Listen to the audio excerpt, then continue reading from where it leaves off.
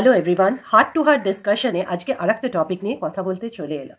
আমাকে অনেকেই জিজ্ঞেস করে বুক টিউবিং কেন, কোনটা রাইট টাইম শুরু করার বুক টিউবিং। তো আমি ভাবলাম আজকে একটু নিজের ভিউজ এই ব্যাপারটা নিয়ে বলি। রিসেন্টলি একটা আমি লেখা পড়ছিলাম যেখানে আমি ক্রিয়েটর ইকোনমি নিয়ে নানা রকম তথ্য দেওয়া আছে এবং সেখানে বলা হয়েছে যে ক্রিয়েটর ইকোনমি যেটা 1.55 বিলিয়ন ডলার ছিল সেটা বাই 2025 হয়ে যাবে 224.2 billion dollar. Can you just imagine, এতটা গ্রো করবে। আর আমি যতদূর দেখছিলাম প্রেডিকশনস দেওয়া আছে টিল 2037 এবং তখনকার সময় অবধি ক্রিয়েটর ইকোনমির গ্রোথ দেখাচ্ছে। তার মানে কি এটা যে সবাই ক্রিয়েটর হয়ে যাবে, সবাই কোনো না কোনো কন্টেন্ট বানাবে?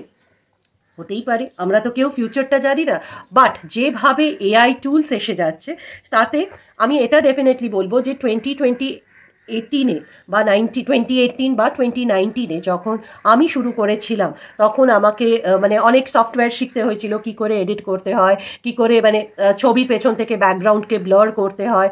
তো তার জন্য ফটোশপ জানি না, তাহলে কি করব, বাট এগুলো এখন অনেক ইজি হয়ে যাচ্ছে through the help of AI. তো সেখানে আমি দেখছি যে অনেক কিছু জিনিস একটা কন্টেন্ট শুধু আপলোড করলেই তো হয় না। তোমাকে প্রথম যেটা তুমি যদি বুক টিউবিং নিয়ে আমি এখানে বলছি বিকজ আমার চ্যানেলটা primarily it is about books, তাই জন্য আমি বুক টিউবিংকে স্পেসিফাই করে আমি এখানে যা আমার বক্তব্য সেটাই বলবো। বুক টিউবিং করতে গেলে আমি সবসময় বলি যে এটা খুবই সময় সাপেক্ষ ব্যাপার, বিকজ একটা বই সেটা প্রথমে তোমায় পড়তে হবে। তুমি বইটা যখন কিনছো তখন তো তুমি জানো না যে বইটা তোমার ভালো লাগবে না খারাপ লাগবে।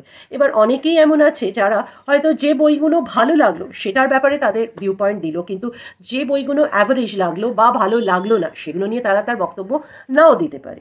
এবার যে কোনো রকম কন্টেন্ট যখন বানানো হয় তোমরা নিশ্চয়ই জানবে যে কনসিস্টেন্সি একটা ভীষণ ইম্পর্টেন্ট ফ্যাক্টর।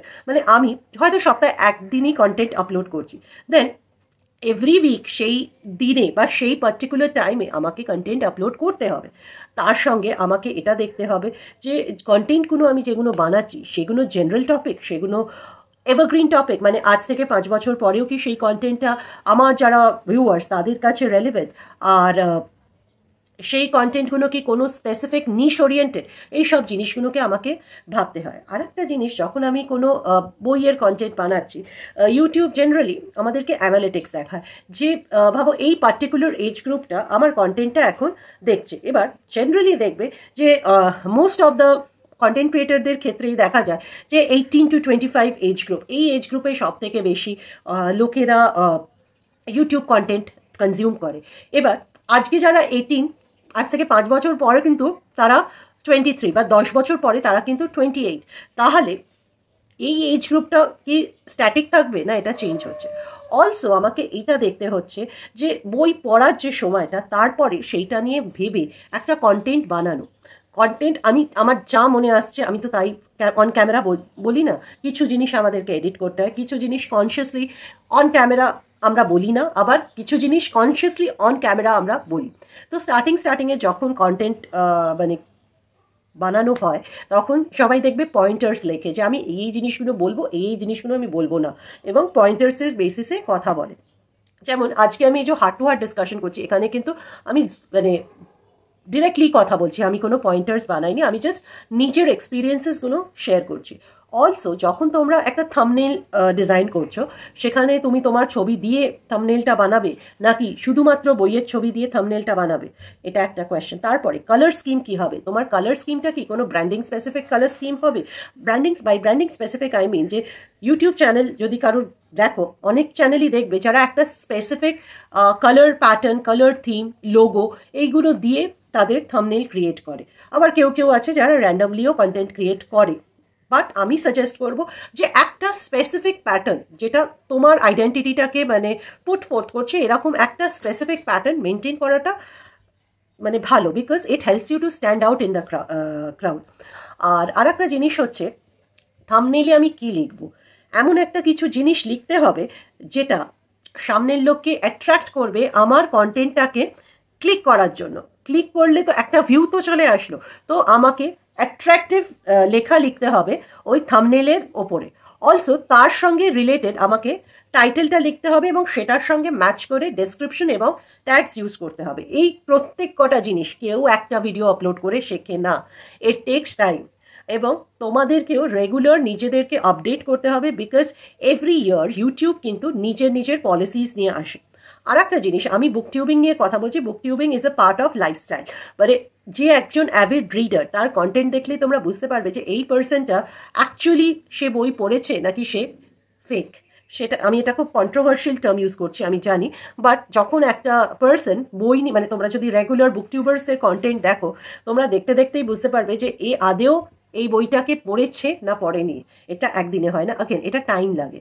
অলসো যখন তুমি বুক টিউবিংয়ের কন্টেন্ট বানাচ্ছ, কী ধরনের বুক টিউবিংয়েও নানা রকম কন্টেন্ট হয়। তুমি বুক রেকমেন্ডেশনের কন্টেন্ট বানাতে পারো, তুমি বুক রিডিং ভ্লগসের কন্টেন্ট বানাতে পারো, যেটা 24 আওয়ার রিডাথন করতে পারো, উইকেন্ড রিডাথন করতে পারো, বা তুমি ডিফারেন্ট রাইটার্সদেরকে নিয়ে কন্টেন্ট বানাতে পারো, বা স্পেসিফিক টাইপ অফ বুকস, মানে maybe 10 books which are thrillers, 10 horror books, এরকম করেও তুমি কন্টেন্ট বানাতে পারো। বাট তুমি যাই করবে, তোমাকে কিন্তু আমি সাজেস্ট করবো বইগুলোকে স্টার্ট থেকে এন্ড অবধি পড়ো, বিকজ তুমি যে বক্তব্যটা তোমার ভিডিওতে দিচ্ছ, সেই বক্তব্যটা শুনে কিন্তু অনেক লোকে ইন ফিউচার দেখতে পারবে যে তাদের পারচেজিং পয়েন্ট অফ ভিউটা কিন্তু তোমার ভিডিওটা দেখে হয়।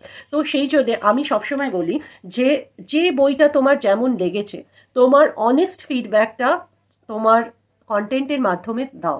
বিকজ যেমন আমি নিজেও দেখেছি যে আমার কন্টেন্ট দেখে অনেকে বলেছে যে দিদি আমি এই বইটা কিনেছি তোমার ভিডিওটা দেখে, বা ওই বইটা কিনিনি তোমার ভিডিওটা দেখে। তো যারা এত ব্লাইন্ডলি তোমাকে বিলিভ করছে, তাদের জন্য আমি সাজেস্ট করব যে at least make an effort to read the book from start to end, এবং যেটা বইটা পড়ে তোমাদের যেটা ভিউ পয়েন্ট, অনেস্ট ফিডব্যাক, যে এটা আমার বইটাতে এই জিনিসগুলো আমার ভালো লেগেছে, এই জিনিসগুলো আমার ভালো লাগেনি, সেগুলো কিন্তু থ্রু ইয়োর কন্টেন্ট তোমরা পুট ফোর্থ করো। বিকজ এটাও ঠিক যে এই যে সোশ্যাল মিডিয়া প্ল্যাটফর্মগুলো, এগুলো কিন্তু a way of communicating hour thoughts to the wider মাসেস।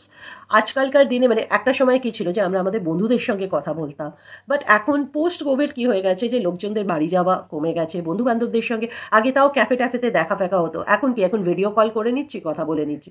But কোনো যে ওপিনিয়ন থাকবে কোনো ব্যাপারই, সেগুলো এক্সপ্রেস করার মানে সেগুলোকে মানে ভেন্ট আউট করারও তো একটা জায়গা দরকার। আমার ক্ষেত্রে কিন্তু সেটা ডেফিনেটলি আমার বুক টিউব চ্যানেল, যেখানে আমি মাঝে মাঝে ইভেন সিনেমা নিয়েও আমার থটস এখানে শেয়ার করি। তো আর একটা জিনিস বলবো যে যখন আমি বুক টিউবিংটাকে আমার কোর কন্টেন্ট হিসেবে দেখাচ্ছি, আমি যেন সেটাতেই স্টিক করে থাকি। হ্যাঁ, there can be topics like cinema, or sometimes you can talk about your personal life as well, but 80% should be about the niche that you have selected. আমার ক্ষেত্রে যেটা বই, 20% can be other topics. Also আর একটা জিনিস যেটা আমি বলবো, যেটা আমি নিজেও এখন অ্যাডপ্ট করার খুব চেষ্টা করছি, just because everybody is buying a particular book, reading a particular book, that does not mean that you also have to buy and read that book. It may be যে অন্য কারো সেই বইটা ভালো লেগেছে, বাট তোমার সেই বইটা ভালো লাগেনি। তো সব সময় যখন তুমি একটা বই কিনছো, সব সময় নিজের চয়েসেস, নিজের টেস্ট প্রেফারেন্স, সেটাকে মানে একটা ডিসাইডিং ফ্যাক্টর রাখবে। জরুরি নয় যে সব বই তোমার ভালো লাগবে।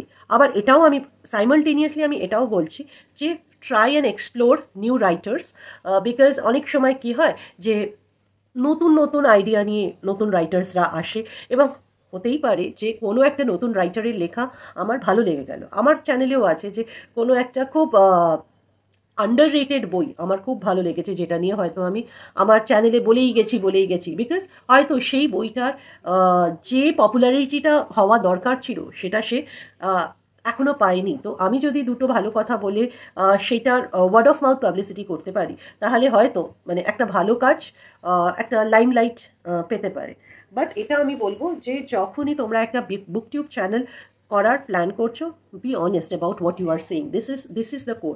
আজকে লাইট নেই, ক্যামেরা নেই, মোবাইল নেই, এগুলো কিন্তু সেকেন্ডারি। আর এটাও বলবো লাইক আমরা ওয়ার্কিং, তো আমরা বই কিনতে পারি, বাট যতদিন পড়াশোনা করেছি মানে স্টিল ডেট আমি সেকেন্ড হ্যান্ড বই কিনি। এবং মানে আমার তো গোলপার্কে একটা স্পেসিফিক জায়গা আছে যেখানে শপকিপার্সরা আমায় চেনে, আমি ওখান থেকে গিয়ে ইংরেজি বাংলা সেকেন্ড হ্যান্ড বই কিনি। তোমরা লাইব্রেরিজ ট্রাই আউট করো, লাইব্রেরিজে অনেক অনেক বই তোমরা পেয়ে যাবে। জরুরি নয় যে সবসময় তোমাকে মানে নতুন বই কিনতে হবে। ফেসবুকে দেখবে যে প্রচুর এরকম মানে specially in case of Bengali books প্রচুর এরকম মানে সেকেন্ড হ্যান্ড বুক সেলিং গ্রুপস আছে, এবং ভালো ভালো বই পূজাবার্ষিকী অনেকটা কম দাম, মানে প্রায় 50% কম দামে বিক্রি করে দিচ্ছে। এগুলো একটু মানে কিপ অ্যান্ড চেক, বিকজ কী হয় যে কোনো, আমি কখনোই কনজিউমারিজমকে প্রমোট করছি না, সবসময় বলবো যে তোমাদের যতটা ক্যাপাসিটি সেই অনুযায়ী বই কেনো, বই পড়ো, কমপ্লিট হয়ে গেলে আবার একটা বই কেনো। যেমন আমি নিজেই বলি যে বই কেনা আর বই পড়া দুটো আলাদা জিনিস। মানে অনেক বেশি মানে বুক হোর্ডিংটাও একটা অভ্যাস আমার হয়েছে, সেই খারাপ অভ্যেসটা, কিন্তু আমি কাউকে এটা প্রমোট করব না। বিকজ কী হয় জানো তো, মানে বই রাখাটাও কিন্তু একটা সমস্যা হয়ে যায় একটা পয়েন্ট অফ টাইমের পর। সেই জন্যে যেটা কিনবে বি মাইন্ডফুল অ্যাবাউট ইট। এবং যখন তোমরা কন্টেন্ট বানাচ্ছ, যেহেতু আমি দেখছি যে ক্রিয়েটার ইকোনমি, হয়তো আজ আমি বই নিয়ে বলছি, কেউ হয়তো কুকিং চ্যানেল করতে পারে, কেউ হয়তো কোনো রকম কোচিংয়ের চ্যানেল করতে পারে, কেউ হয়তো ট্রাভেল ব্লগস বানাতে পারে, বা কেউ কোনো ইনফরমেশন রিলেটেড কন্টেন্ট বানাতে পারে। এবং সেটার জন্য ইউটিউবই নয়, অনেকেই এমন আছে যারা হয়তো বই নিয়ে তাদের থটস গুডরিডসে লিখছে, বা ইনস্টাগ্রামে ভায়া রিলস তারা প্রমোট করছে। আমি নিজেই আমার ইনস্টাগ্রাম হ্যান্ডেলে যে ইংলিশ বইগুলো পড়ি সেগুলো নিয়ে রিলসে আমার ভিউ পয়েন্টস শেয়ার করি। তো এইভাবে মানে তোমার কাছে কতটা টাইম আছে তার বেসিসে তোমরা প্ল্যাটফর্মটা চুজ করো যে কোন প্ল্যাটফর্মটা ইউজ করবে। Even in case of YouTube, তুমি যদি মানে লং ফর্ম কন্টেন্ট না বানাতে পারো, তাহলে ট্রাই আউট ইউটিউব শর্টস। প্রথমে ইউটিউব শর্টস বানিয়ে দেখো, ইউটিউব শর্টসে কীরকম কী পপুলারিটি পাচ্ছ সেইটা দেখো। এখন তো ইউটিউব শর্টসে ইফ নট রং এখন মনে হয় 3 minutes অবধি কন্টেন্ট আপলোড করা যায়। আমি নিজেই মনে হয় একটা আপলোড করেছিলাম, which was about 2 minutes 15 seconds or something. So YouTube শর্টসটা তোমরা দেখতে পারো। যদি দেখো যে ইউটিউব শর্টসে তোমরা ওয়েল ভার্সড হয়ে গেছো, তাহলে তোমরা লং ফর্ম কন্টেন্টে শিফট করতে পারো। But keep in mind, this entire book tubing thing is a time taking process. And last but the most important thing, YouTube যখন করছো, never expect an instant return out of it. It takes time.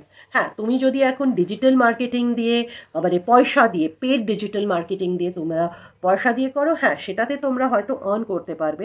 But আমি বলবো যে initially তোমরা organic ওয়েতে content create করো। It is মানে YouTubing, কিন্তু তোমাদের ইউটিউবিং কেন, বই পড়াটাও, একটা বই শুরু করলে সেটাকে মাঝে গেলে তারপরে সেটাকে শেষ করলে, সেটাও কিন্তু অনেকটা পেশেন্স তোমাদের মধ্যে এনে দেয়।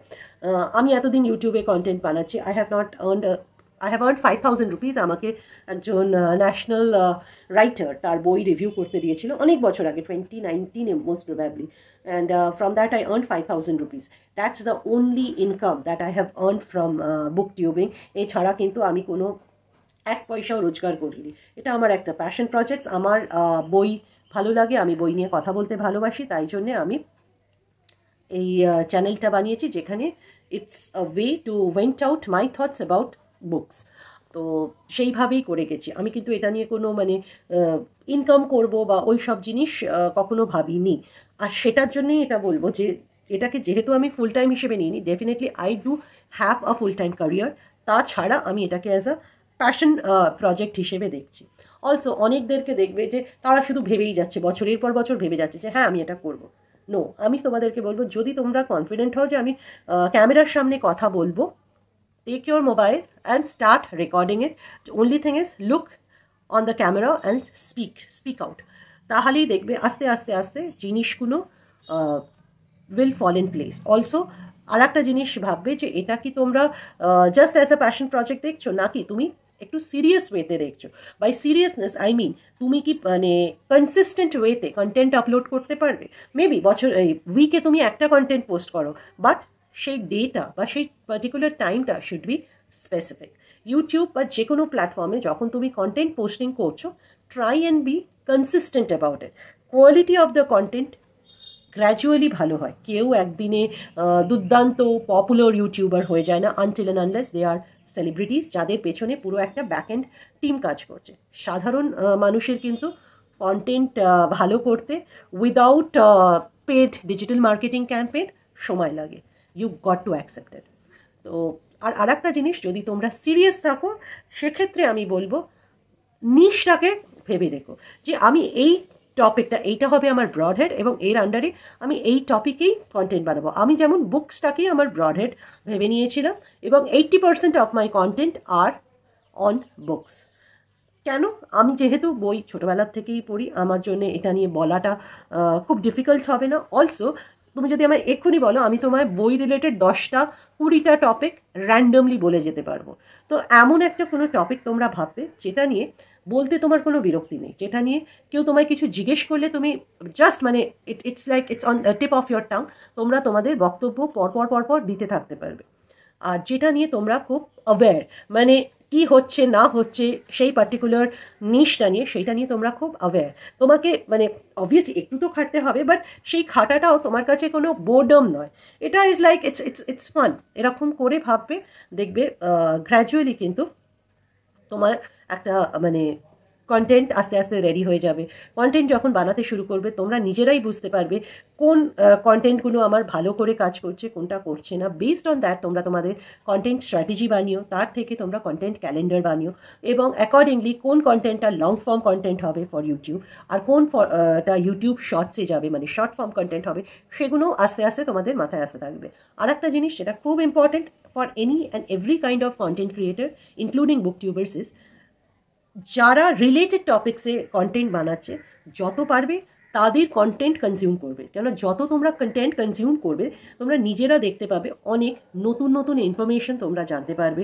সাইমালটেনিয়াসলি তোমরা জানতে পারবে যে রিলেটেড টপিক্সে যারা কাজ করছে তারা এক্স্যাক্টলি কী নিয়ে কন্টেন্ট কী কন্টেন্ট নিয়ে কাজ করছে এবং তাদের কোন কন্টেন্টটা চলছে, তাদের কোন কন্টেন্টটা চলছে না, এটা জানাটাও তোমাদের জন্য খুব ইম্পর্টেন্ট।